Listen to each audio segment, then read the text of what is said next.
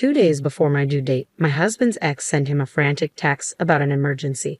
He told me to handle things on my own and disappear for a week. When he finally came back, he was stunned to find his mom at our house with some papers.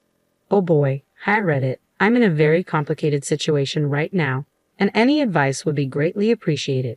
My husband Jeremy, 35M, and I, 32F, have been together for 5 years, married for 2.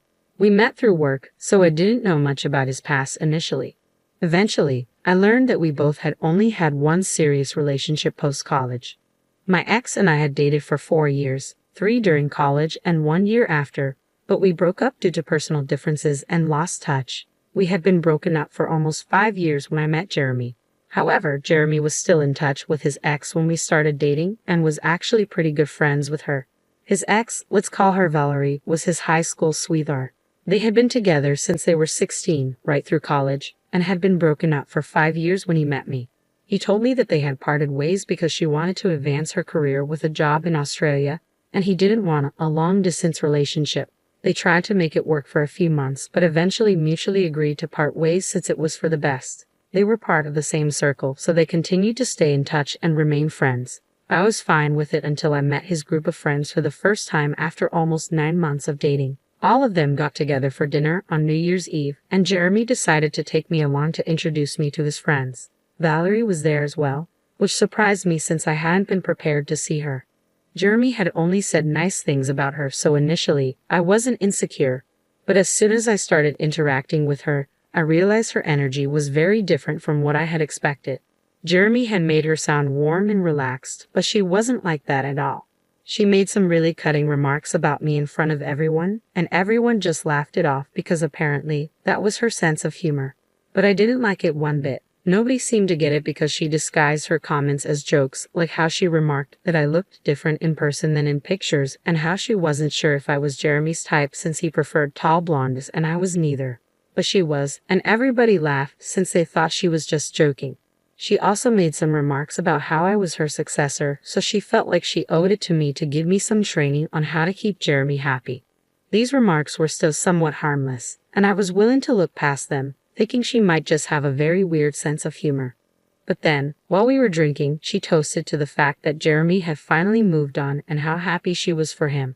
I thought that was nice until she added that had it not been for her decision to move to Australia, I probably wouldn't even be there with them. Thankfully, nobody laughed because it was awkward, but she quickly started laughing at her own comment, forcing everyone to chuckle to move past it. It wasn't lost on me that she was still possessive about Jeremy. Once we got back home, I told him I didn't want her speaking to me again if he wanted to be with me. I told him I was uncomfortable with his friendship with her since she was clearly not over him and had been rude to me the entire evening. I had put up with her respectfully once, but I wasn't going to do it again. I was very clear about my boundaries because even in my earlier relationships, I had to deal with similar issues. Thankfully, Jeremy seemed to understand where I was coming from. He told me he also found her behavior strange and decided he would cut her out of his life because he didn't want her causing issues in our relationship. After that incident, I never heard him mention Valerie or speak to her again. He told me he had blocked her, so I was content with that explanation. I met his friends several times after that, and they never brought up Valerie with me, probably because Jeremy had told them I didn't like her. Things had been going smoothly until last week. I was pregnant, and last Sunday was my due date. It's Thursday now, and Jeremy left to attend to Valerie because she had some emergency and needed him by her side. He left 2 days before my due date and came back last night. We had a massive argument about it because I had assumed he had blocked Valerie and wasn't in touch with her. He told me he had indeed blocked her, but she had used a different number to contact him and was pretty desperate. Apparently, she had been diagnosed with stage 2 brain cancer and really needed someone to be there for her. I was furious with him. How could he leave me alone when I was so heavily pregnant? I understood that it was difficult for him to accept that someone he used to be close to might not make it, but it wasn't as if she was going to pass away immediately. He could have gone the next day after being there for me during the labor and seeing his child born, but as soon as he got the news, he had to leave immediately. I tried to explain how ridiculous it was for him to even consider leaving me in this condition, but he insisted he'd be back before I went into labor, saying due dates aren't accurate and I might still have another week. He told me to just deal with it until he returned, then left for the airport without even finishing our conversation. He knew I didn't have my family here. My parents lived in Iowa, and I was completely relying on him. After he left for the airport, I tried calling him several times, but his phone was switched off. Desperate and upset, I called my mother-in-law, who had always been nice to me. Through tears, I explained the situation, and she came right over, trying to call him as well. But of course, his phone remained off. She comforted me and stayed with me all day because I was extremely upset and kept crying, with the pregnancy hormones amplifying my emotions. We couldn't reach Jeremy until the next day, and even then, he didn't answer our calls. He only sent us both a text saying he would be back soon, hopefully before the baby was born. He apologized and said he would accept any punishment I deemed fit when he returned. But for now, he had to be there for an old friend who had no family in Australia and whose parents couldn't fly out due to her father's illness. She was counting on him to help her process this news, and he just had to be there. His explanation did nothing to calm me and only made me angrier. He thought it was more important to be there for an old friend than for his pregnant wife. A cancer diagnosis is serious, but what could he do about it? Cure her instantly? No, he should have stayed with me. My mother-in-law agreed and asked me bluntly if I wanted to leave him. Without much thought, I said yes. She spoke to her lawyer and had him draw up divorce papers and an agreement to terminate Jeremy's parental rights. She told me that if he came back before the due date, I could decide whether to file for divorce or talk to him first. If he didn't make it back in time, it would be clear what I had to do. Having raised Jeremy as a single parent, she understood the struggle and was determined to ensure I wouldn't go through the same thing. She promised Jeremy would pay child support, unlike his father, who abandoned them. She stayed with me throughout the week, offering support. For the next few days, neither of us contacted Jeremy. On Monday, I went into labor. My mother-in-law tried calling Jeremy to let him know, but he didn't pick up. She decided not to text him because there was no point. Fortunately, my parents had flown in the day before, so they were there for me. Still, I felt Jeremy's absence acutely. I made up my mind that no matter what happened when he came back, I would never see him the same way again. 3 hours after giving birth, I filled out the paperwork for the divorce and told the lawyer to file it on my behalf. One of my friends had advised me that if I wanted to be happy and be a good mother to my child, I had to take care of myself first. I couldn't do that with a man who prioritized his obligations to Valerie over me. After our daughter was born, I didn't even call Jeremy. My mother-in-law, my parents, and I stayed at home together. My parents were supposed to leave tomorrow, so it would just be me and my mother-in-law. I told them all about my decision to leave him because he hadn't tried to contact me despite promising to be back before the due date. He had spent a week with Valerie instead. Last night, Jeremy came home late. I opened the door and he hugged me, but I shook him off and said I wanted nothing to do with him. Hearing the doorbell and the commotion, my mother-in-law walked into the room with the papers and threw them in his face. She demanded he leave immediately. She didn't care where he spent the night. She wanted him out of the house because I needed peace and quiet after giving birth. She also told him I had already filled out the divorce paperwork and needed him to complete the paperwork to terminate his parental rights. Jeremy was shocked and speechless for a few minutes. I left the room because I was still weak and needed to recover. Seeing him had weakened my resolve. Then I heard yelling and realized Jeremy was fighting with his mother. I stayed out of it, comforting my daughter. After a few minutes, Jeremy started calling my name, demanding to see his daughter, claiming I owed him that much. That infuriated me. I put my daughter in her crib and confronted him. I told him I owed him nothing. He had chosen not to be there for me during my pregnancy and the birth of our child, leaving me alone. I was lucky my mother-in-law was there for me, but I owed him nothing. I told him to leave and that we could discuss this later in the morning. He left with tears in his eyes, trying to talk to me one last time, but I told him to go. We were tired and went to sleep. This morning he showed up again. I finally told him it was over. It had been over the moment he left to be with Valerie. There was nothing he could say to change my mind. My mother-in-law was in the room, but I told her I wanted to have this conversation with him myself. Jeremy started crying and begging. My mother-in-law had to leave the house with the baby so our daughter wouldn't hear him. He kept insisting he had only gone because Valerie begged him, claiming she was on her deathbed. He said he stayed because she was alone and needed comfort, and it was purely platonic. But I wasn't there, so I didn't know what had happened. I told him it didn't matter anymore, and I wanted him to leave. Then he pleaded, saying even if I divorced him, it was too harsh to take away his chance of being a father. He wanted me to reconsider, or he would fight for custody. He knew it was unlikely he would get custody since he hadn't been there for the birth, and we could use that against him. Plus, our newborn daughter needed me more than her father. He begged for one chance because, despite everything, he really wanted a family.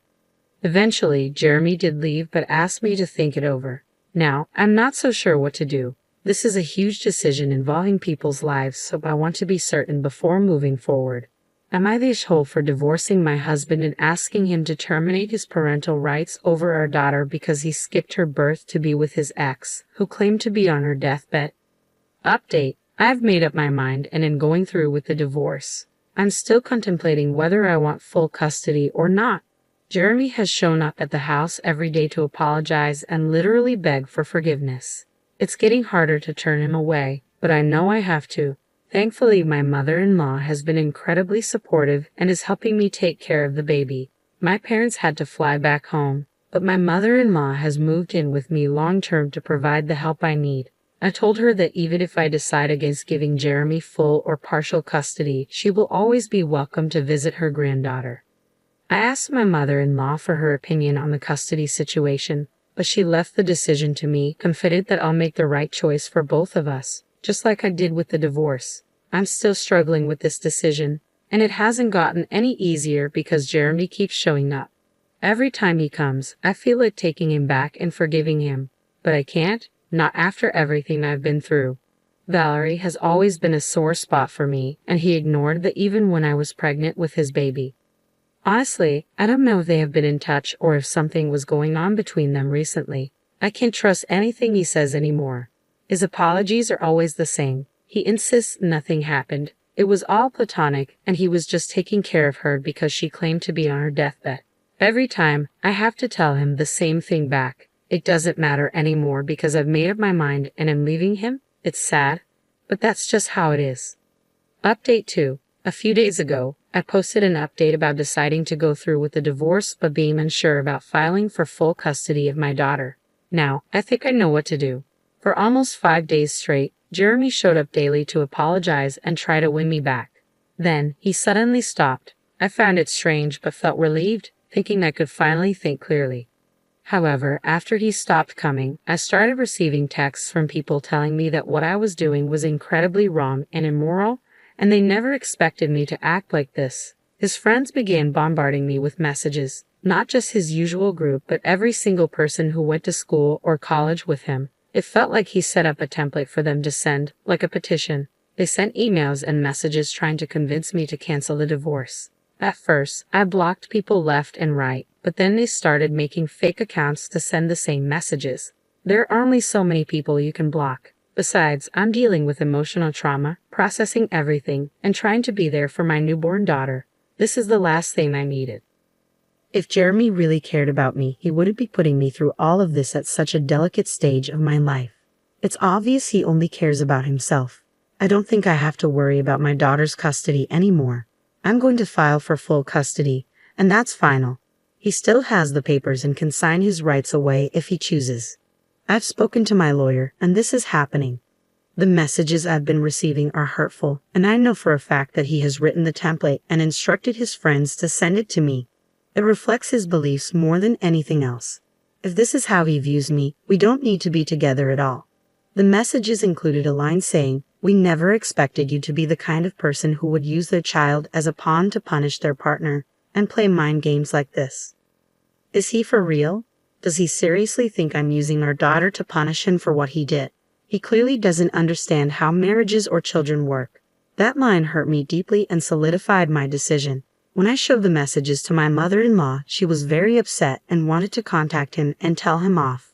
I asked her not to because it wasn't worth it. Confronting him would only lead to him denying any involvement, even though it's clear all his friends are sending the same type of messages. I don't understand why he involved his friends in this. It's not like I'm going to read their messages and instantly stop what I'm doing. Their opinions don't matter to me because they aren't my friends. I've never been close to any of them, so they can think whatever they want about me. I don't care. I guess he thought if enough people started texting me, I'd give in to the pressure. But he doesn't know me at all. I'm not the kind of person who bends to pressure. I did change my mind when he showed up every day begging for forgiveness. I knew letting him back into my life would not be good for any of us, especially our daughter. I might have felt terrible about it, but I still went through with it because I don't bend easily. After being with me for so long, he should have an idea of what kind of person I am. But it's clear he doesn't. It's becoming clearer every day that I'm doing the right thing by leaving him. Even if every single person he knows starts texting me, I won't change my mind. In fact, this situation has only strengthened my resolve. As long as the people I love are on my side, I don't have to worry about any of this. Update 3. The legal proceedings for the divorce and the custody agreement will commence in a couple of days.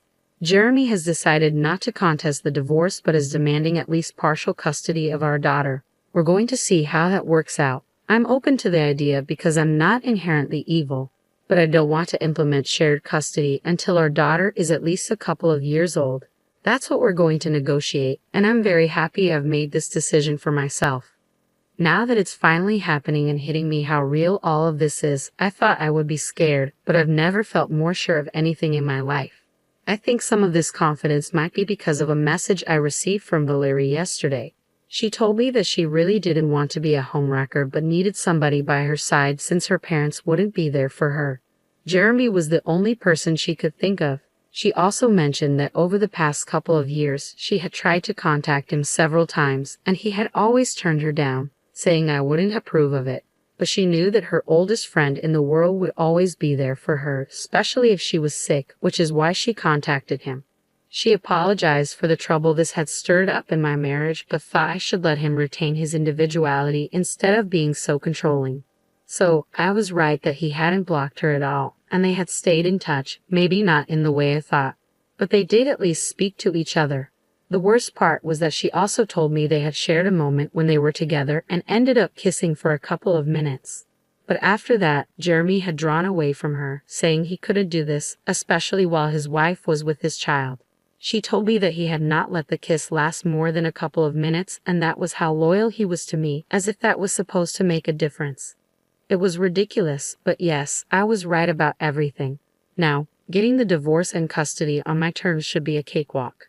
I've spoken to my lawyer, and we've tweaked our petition to demand slightly more of everything because I feel I deserve it since I've been cheated on. I'm feeling very confident about what I'm doing and know that things are going to work out.